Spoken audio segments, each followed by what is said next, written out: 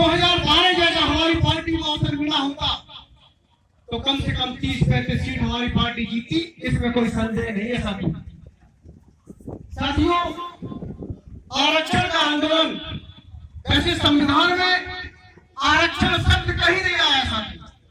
आरक्षण शब्द जो तथाकथित राजनीतिक दल है उन्होंने इस शब्द को अपनाया। संविधान में बाबा साहब अम्बेडकर ने कहीं भी आरक्षण शब्द नहीं लिखा है। उस संविधान में लिखा है प्रतिनिधित्व, रिप्रेजेंटेशन। रिप्रेजेंटेशन का मतलब होता है जो प्रजातंत्र देशों में डेमोक्रेसी जहां लागू होती है, तो इस भारत में भी डेमोक्रेसी लागू है साथियों।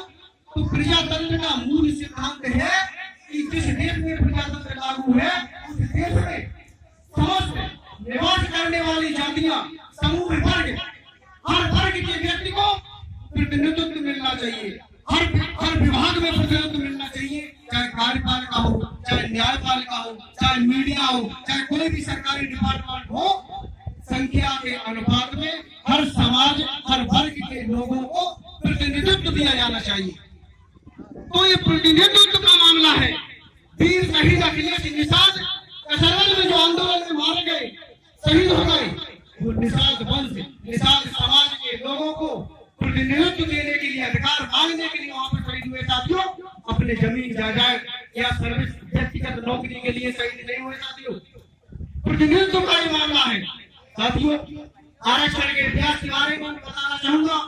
सबसे पहले तो कमी ये है कि हमारा समाज हमारे पूर्वजों के बारे में नहीं जानता है।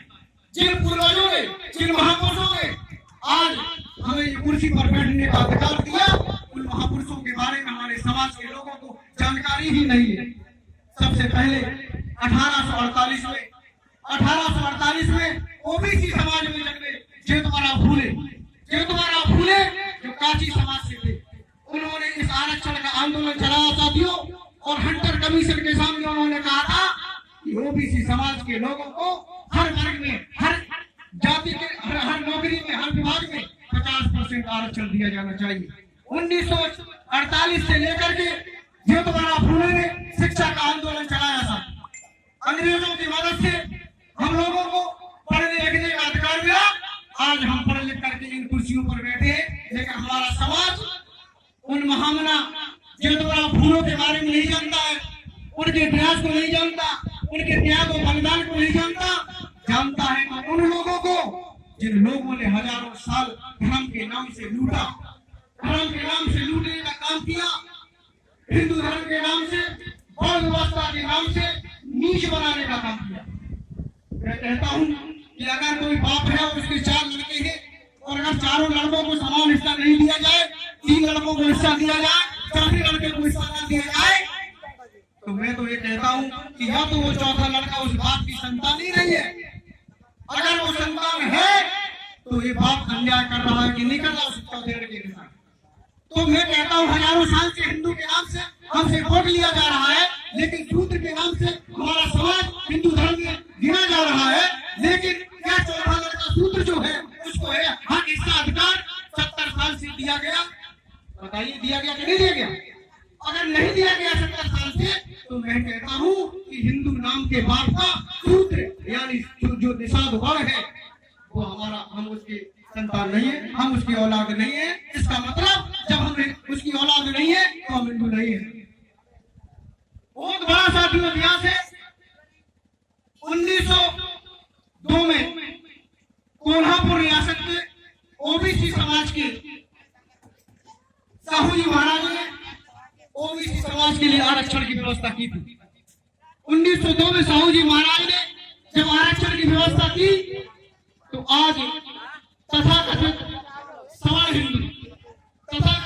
हिंदुओं ने पूरा विरोध किया और कहा था कि ये सवर्णों के साथ अन्याय है, और वो पूरा उनको रोकने का प्रयास किया था। तब कोल्हापुर रियासत के जो साहू जी महाराज थे उन्होंने उदाहरण देकर के ये समझाया था कि आरक्षण क्यों आवश्यक है साथियों। तो एक उदाहरण देकर के समझाना चाहूंगा। उन्होंने 50 घोड़ों को एक जगह बांध दिया, हर तरह के घोड़े उसमें 50 घोड़े, हर तरह के, मोटा, ताजा, ताकतवर, कमजोर, सारे घोड़े दूसरी वाली चेन में, दूसरी वाली इसके अगली वाली में, पहले वाले डाल दिया। तो जो ताकतवर घोड़े थे, जो मजबूत घोड़े थे, वो तो 3-3, 5-5 चार्जर में लगी, और जो कमजोर घोड़े थे उनको 1-2 किलोमीटर चलना नहीं मिला। तो साथियों, जो तुम्हारा फूले साहू जी महाराज ने उदाहरण देकर के उन सवालों को समझाया कि इस देश में आरक्षण लागू किया जाना इसलिए आवश्यक है जो इस देश की गौण व्यवस्था मनुस्मृति के आधार पर 5000 साल से जो सिस्टम भारत में चल रहा है, उस सिस्टम में जीते जीते टूट वाले लोग इतने निम्न स्तर पर चले गए हैं कि इनके स्तर को ऊंचा उठाने के लिए और जो आरक्षण जो प्रतिनिधित्व है वो दिया जाना बहुत आवश्यक है। और अगर आप कहते हो कि आरक्षण से एक वर्ग विशेष के साथ अन्याय होगा, तो मैं ये कहता हूँ कि अन्याय नहीं होगा। उन्होंने उन घरों का उदाहरण देकर के उनको समझाने का काम किया।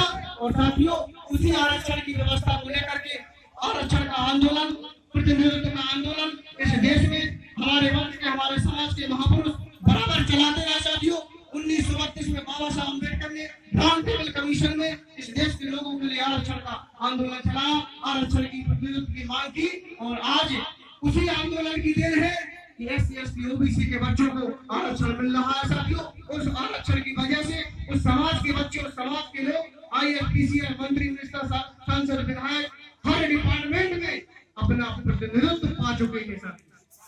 लेकिन हम निषाद वंश के, मैं तो कहूंगा निषाद वंश तो सबसे पीछे है, कहूंगा OBC समाज के लोग, OBC समाज के लोग केवल और केवल धर्म के नाम से नीच बनकर जीने का काम कर रहे हैं। केवल SC, ST, OBC को अपने से नीचा मान करके, अपने को ऊंचा मान करके हक अधिकार से वंचित है 70 साल के। केवल यही कारण है कि गांधीवादी विचारधारा ने इस OBC समाज के लोगों को केवल ये भावना पैदा कर दी कि तुम तो ऊंच हो, तुम ऊंच हो, मैं तुम्हारा पानी पी लेता हूँ। उन्होंने कहा कि देखो, मैं निषाद का पानी पी लेता हूँ, पाल का पानी पी लेता हूँ, काशी का पी लेता हूँ, गणरिये का पी लेता हूँ, तो तुम तो ऊंच हो। अरे वो तो नीच लोग हैं। अभी कुछ लोग, हमारे समाज के लोग, अरे मैं तो कहूंगा कि दूसरे समाज के लोग अगर कहें हमको गुमराह करने के लिए, चलो ठीक है, मानता हूँ। लेकिन इसी समाज के, निषाद समाज के लोग, पढ़े लिखे लोग, मैंने कहते हुए सुना उनको, क्या कहते हैं कि डॉक्टर संजय कुमार निषाद आरक्षण मांग रहे हैं, अनुसूचित जाति का आरक्षण मांग रहे हैं, मतलब नीच बनना चाहते हैं। अभी हम ऊंच है, वो नीच बनना चाहते हैं, चमार बनना चाहते हैं। अरे मैं पूछना चाहता हूँ, तुम पढ़े लिखे हो, आज तक तुमने संविधान की किताब को पढ़ा? हम गीता, भागवत, रामायण ग्रंथ पढ़ते रहे, संविधान को कभी किसी ने पढ़ा? अरे आरक्षण प्रतिनिधित्व जाति का आधार नहीं है, ऊंच नीच का आधार नहीं है। आरक्षण है समानता का, प्रतिनिधित्व का। जो वर्ग, जो जातियां आर्थिक व सामाजिक दृष्टि से पिछड़ी हुई है, उनको विशेष सुख सुविधाएं दे करके उनके स्तर को ऊपर उठाया जाए। अभी ये हम जो आज कार्यक्रम यहाँ चल रहा है मढ़ैया दिलीप नगर में, शहीद अखिलेश निषाद की ये समाधि स्थल है। और समाधि स्थल के पास ही जो अखिलेश निषाद के नाम पर स्कूल बना है, उस स्कूल के प्रांगण में आज ये कार्यक्रम 7 जून 2017 को 7 जून 2015 की वर्षी के रूप में मनाया जा रहा है, जिसमें वीर शहीद अखिलेश निषाद ने निषाद आंदोलन के लिए अपनी जान दे करके इस दिवस पे अपनी जान दी।